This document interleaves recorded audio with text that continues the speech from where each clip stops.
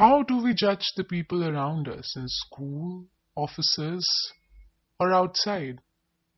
How do we perceive them? By their clothes, by their wealth, or by their possessions? How do we decide whether the person is good or bad? Is there something of more value that we should be looking for, more than the wealth and other factors? This is something very important for us to learn. I have an interesting story for you. Maybe after the story you would understand what I mean. The topic of the story is The 100 Dresses. The 100 Dresses is a 1944 children's book about a young Polish girl.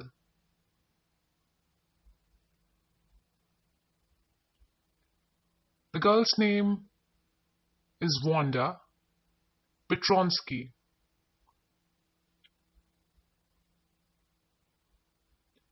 She used to go to an American school where the other children saw her as different and mocked her. Wanda is a new girl in room 13.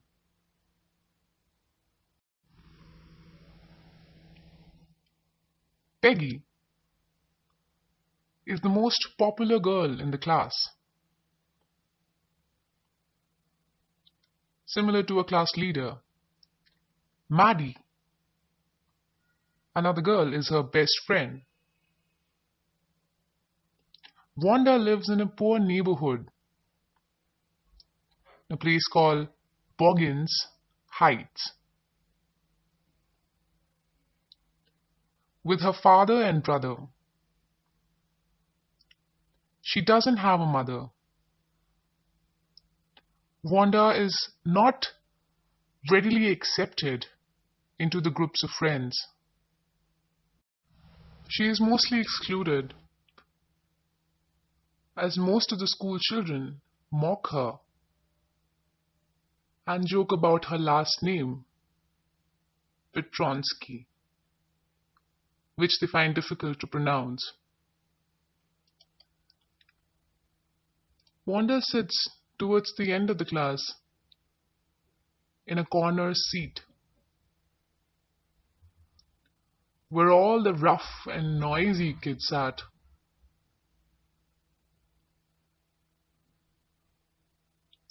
But she isn't noisy. She's actually very quiet. Maybe it's because she had too much mud on her feet, because she came from a very poor neighborhood.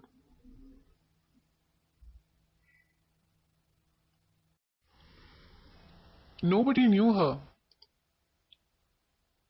Wanda didn't have many friends. She came to school alone and went home alone.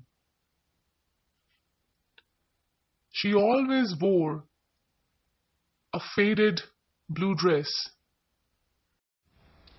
This blue dress was clean, but it looked as though it had never been ironed properly. Mostly the girls in the class didn't notice her. Nobody paid much attention to her while coming to school. Nobody spoke to her. But after school, or during the recess time, they mocked her and teased her. Peggy, the famous class leader, invented a game.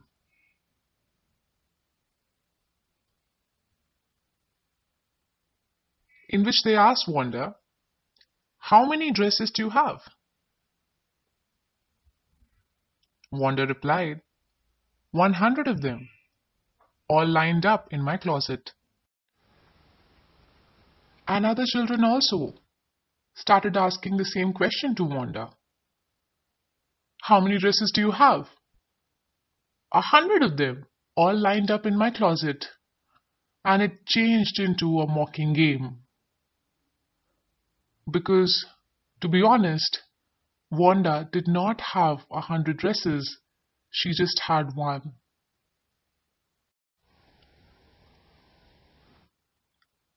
Peggy asked Wanda, "What are they like? What different colors you have? Do you have silk?" To which Wanda replied, "Yes, yes, all silk, all colors." "Velvet too?" "Yeah, velvet too, all lined up in my closet." And then the same game continued and later expanded into, "How many shoes do you have?" Peggy was not really a bad person.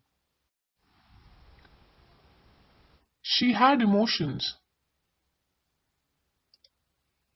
She protected small children from bullies and cried for hours if she saw an animal mistreated. If anybody had said to her, "Don't you think that is a cruel way to treat Wanda?" she would have been very surprised. Probably she would not agree. She would think that this is not mocking. The other girl, Maddy, doesn't laugh, doesn't mock. She knows she should step up and say something to stop the teasing. But Maddy is poor herself. She is not confident enough. She wears the dresses handed down to her. Her mother modifies the dresses so that nobody notices. Maddy is afraid that the other girls will make fun of her if she says anything. So she doesn't object.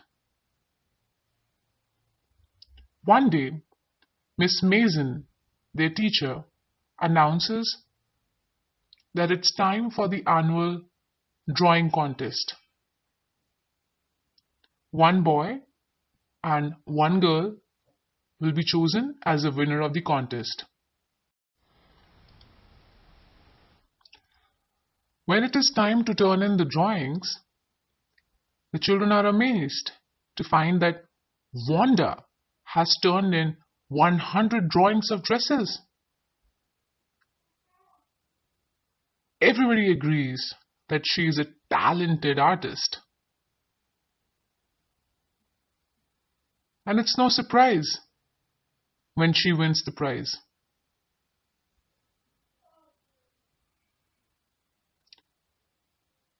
But Wanda isn't at school to collect her prize.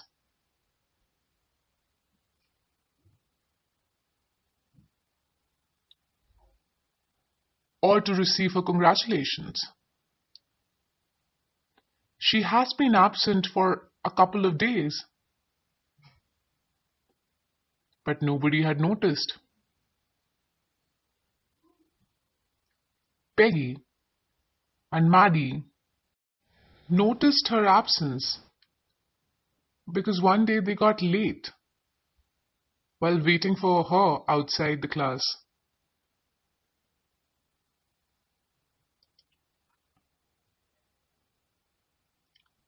Then Miss Mason, the class teacher,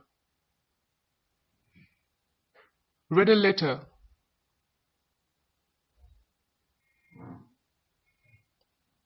This letter was written by Wanda's father.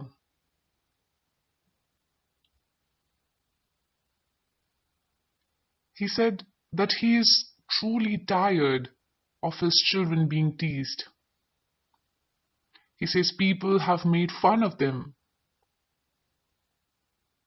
including their name. They have been mocking and insulting. That's why they are moving to a larger city, hoping that their name would not stand out so much. Miss Mason says she can't imagine that any of the students in her class teased Wanda. Maddy feels guilty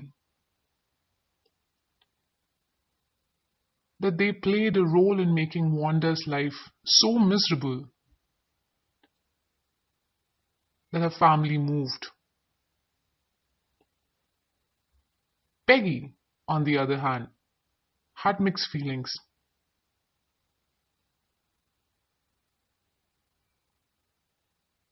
Maddy goes with Peggy into the neighborhood where Wanda lived. But the house is already vacant. There was no doubt about it. They had moved. Both the girls felt bad about what happened. They did not have any chance to make amends now. They turned slowly and made their way back. Peggy said, "Well, anyway, she's gone now. Besides, while we were asking her about all her dresses, she was probably getting good ideas for her drawings. She might not even win the contest otherwise."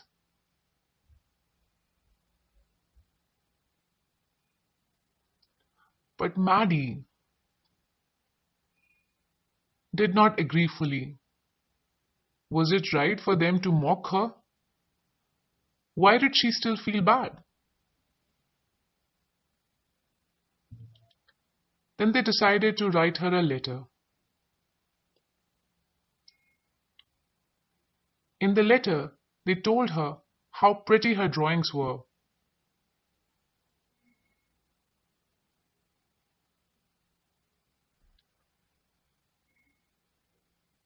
And then they asked her if she liked where she was living.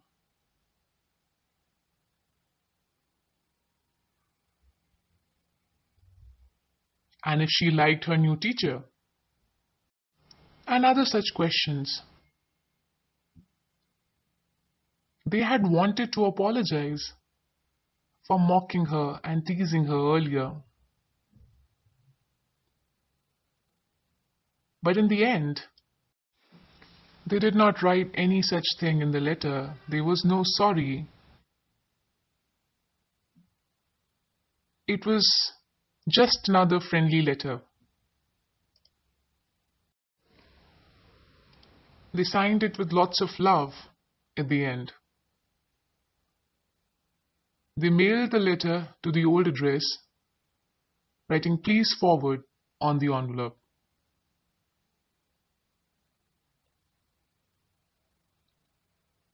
The school children had mostly forgotten about Wanda.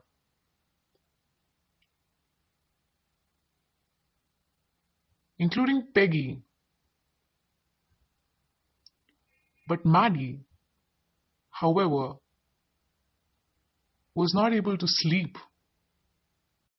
She felt wrong about what had happened and how Wanda moved away. She felt guilty. Night after night, she tried to console herself of how she could have protected Wanda against those comments.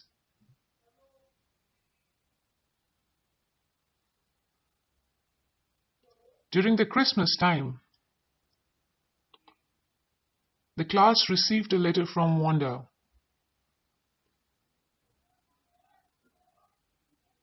Miss Mason, the class teacher, read the letter.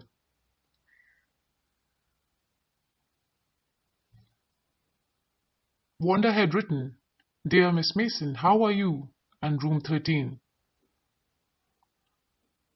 Please tell the girls that they can keep those 100 dresses.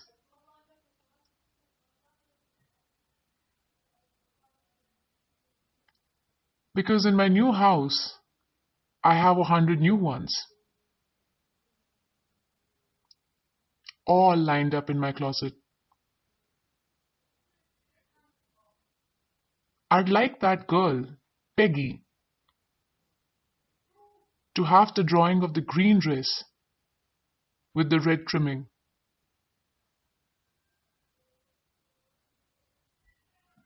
and her friend, Maddy, to have the blue one. For Christmas, I miss that school, and my new teacher does not equalize with you. Merry Christmas to you and everybody. Yours truly, Wanda Petronsky. It seemed that Wanda had forgiven Peggy and Maddy, and finally became their friend.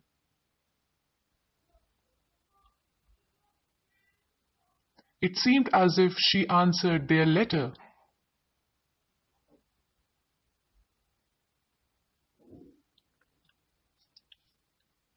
Peggy accepted the drawing and the letter, thinking that this was a sign that everything was all right with Wanda and that she liked them. But Maddy continued to deal with the guilt. Her conscience was not clear because she had remained silent when everyone was mocking her. She felt it was wrong.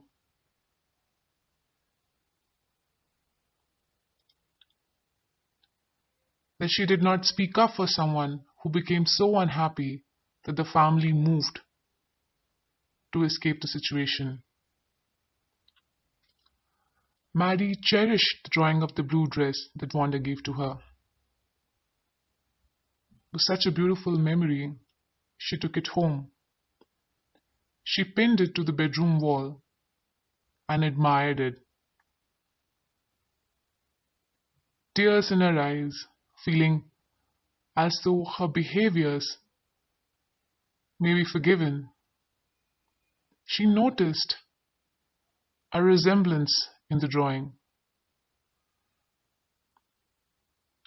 The girl wearing the blue dress looked like Maddy.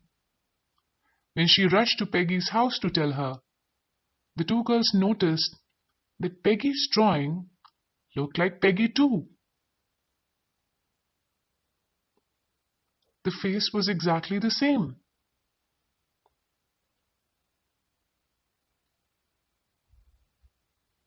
Peggy said, "What did I say? She must have really liked us anyway."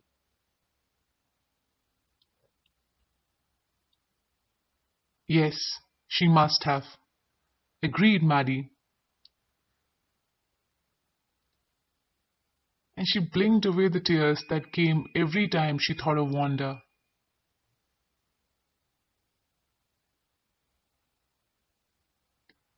Standing alone in that sunny spot in the schoolyard, she remembered how it had been and how wrong it was. The group of laughing girls mocking Wanda, asking, "How many dresses do you have? How many dresses do you have?" And Wanda replying to them, "Sure, 100 of them, all lined up." Maddy remembered all of it with guilt and a heavy heart. To mock a person just because he's poor is wrong, and Maddy wanted to remember that. Now you've seen the story. Compare with the situation in India.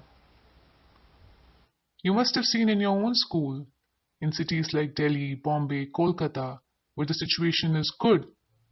The students from elite background come in their car, have perfect tiffin boxes, and a high-class lifestyle. Now suppose a student from a village joins such a school. Maybe his clothes are torn. Maybe he walks to school or uses a cycle to school. Maybe he doesn't have that many options in food.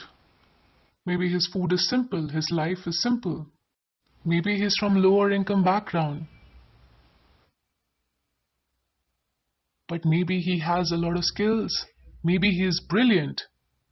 Maybe he's very good in studies. Does it matter where he's from?